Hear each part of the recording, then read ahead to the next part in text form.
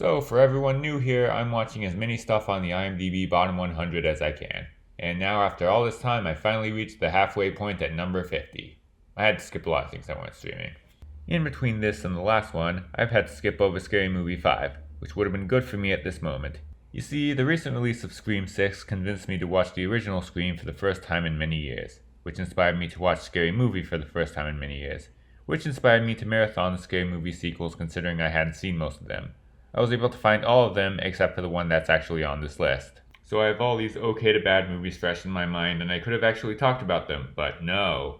And before you get upset, yes, I've also been catching up with the Scream movies since then, and that was a major priority over the scary movies. Instead, I got an actual scary movie. Allegedly. The Open House from 2018, a Netflix original movie. Yeah, that's how you know it's gonna be good.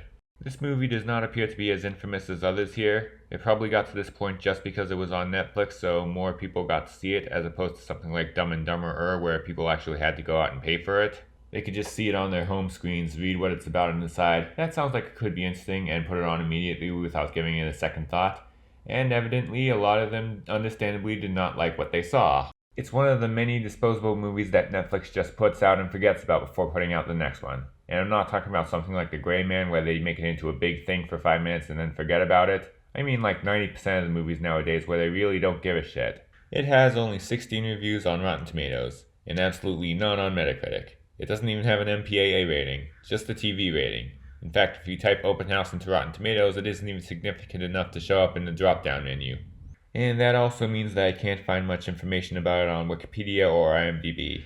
The Wikipedia page has absolutely nothing on production, a brief section on its Netflix release, and the reception segment just says the Rotten Tomatoes score and nothing else. The IMDb trivia page says two things about it. One is that they play a song whose title kind of sounds like a story by Edgar Allan Poe, and the other is, pretty much just that it's a Netflix movie. That is usually about as much researching as I'm willing to do for this show, but even if it wasn't, I don't think I'd be able to find much more anywhere else, unless somebody wrote a 1,000-page book about the making of this bad, forgotten Netflix movie.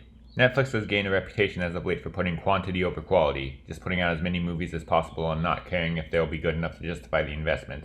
Because of that, Netflix movies have also gained a reputation for being average and generic. Yes, there's the occasional great one, including a few Oscar contenders, but with all the other content they push out, those are easily overshadowed by sheer numbers. Now, the popular thing to say about these kinds of movies is that they feel like they were written by an AI, and The Open House also feels like it was written by an AI, if there was a hiccup in the system near the end that made it so that the script doesn't make sense.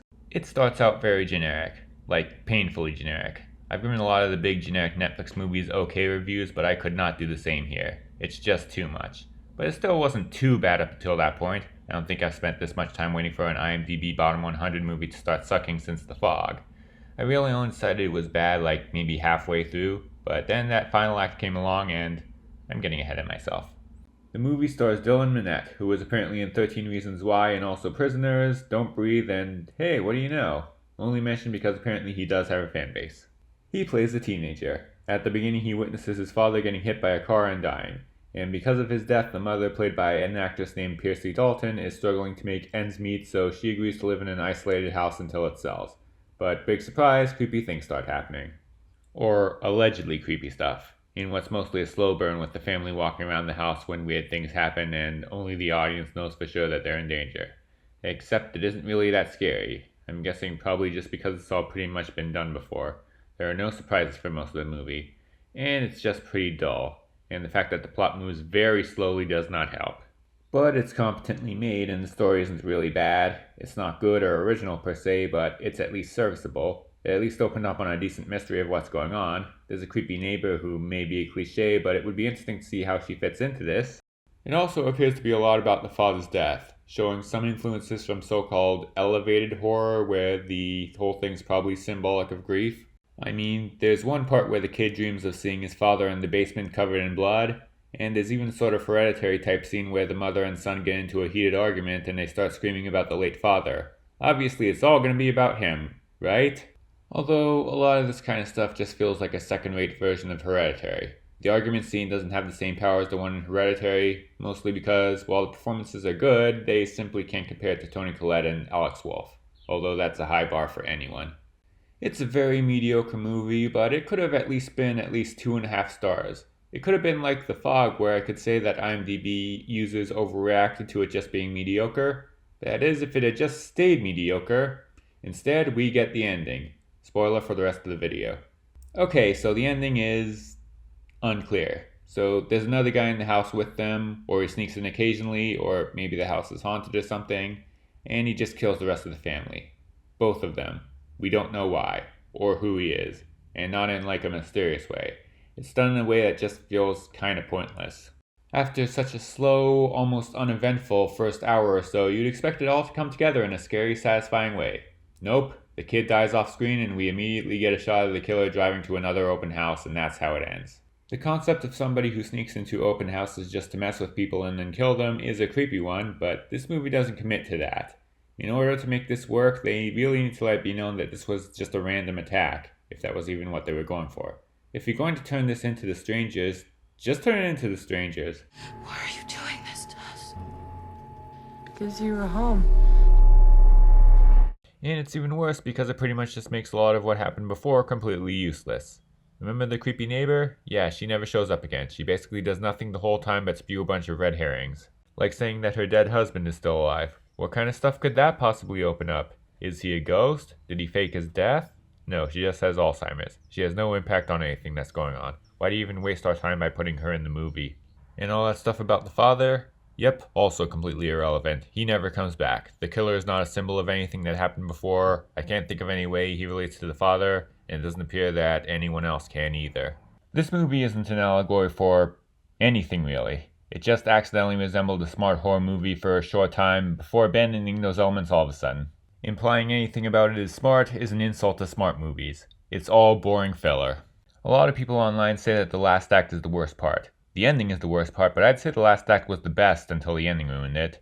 It's still not scary, but at least things happen in it. There are at least some surprises. The way they killed off the mother was probably the best and most twisted part of the movie. I'd say my favorite part of the whole movie was this whole sequence, where I was deluded into thinking that this was going to have a decent ending, that was going to bring everything together and make it into an actual story. But it never did. Oh, and there's one part where the killer removes the kid's contact lenses and makes him run away, stumbling around like Velma without her glasses. I wear contacts and I can tell you for a fact that they are not something you can easily take out of someone else's eye. So, all that stuff about the neighbor and the dead father never came back, but those shots of him putting his contacts in did. Cool. Although, I will give it this. Just comparing it to another movie I've seen for this list, as unclear as the ending of this movie is, I have to admit it still makes a lot more sense than Fear.com.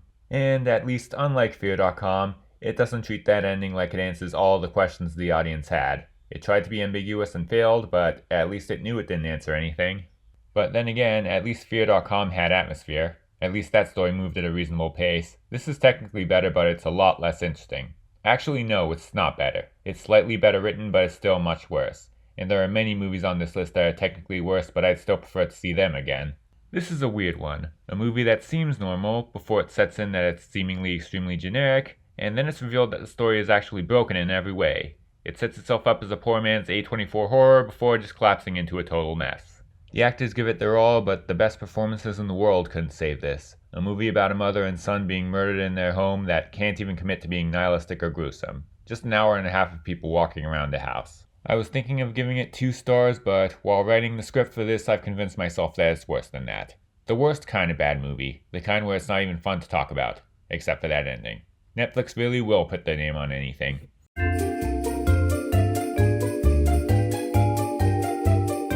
Let's put it at number 7. It was only after thinking about where it would go on this list when I decided it was better than Fear.com. Anyway, like, share, and subscribe.